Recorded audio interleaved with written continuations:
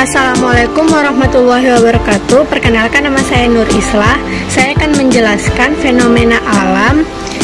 Contohnya banjir. Banjir adalah suatu fenomena alam berupa naiknya air sehingga menutupi permukaan tanah di wilayah tertentu.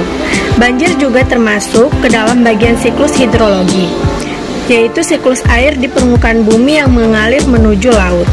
Melalui siklus hidrologi tersebut dapat dipahami bahwa banyaknya kapasitas air di permukaan bumi dipengaruhi oleh penyerapan air ke dalam tanah dan juga curah hujan.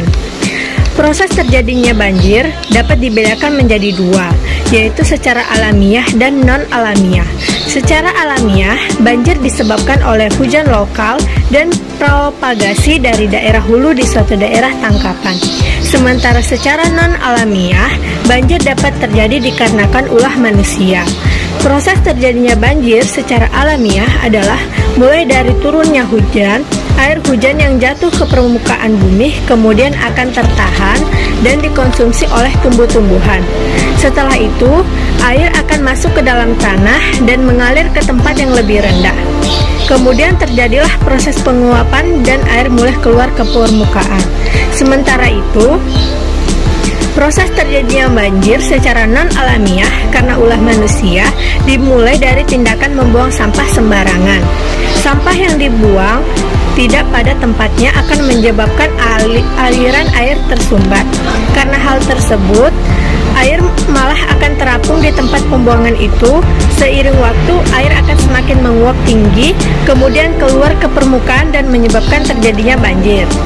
Setidaknya ada 3 dampak bencana banjir, yaitu dampak primer, dampak sekunder, dan dampak tersier atau jangka panjang. Dampak primer contohnya kerusakan fisik seperti rusaknya jalan raya, jembatan, mobil atau bangunan. Dampak sekunder contohnya penyakit, gagal panen, kurangnya persediaan air bersih dan pangan, lumpuhnya transportasi.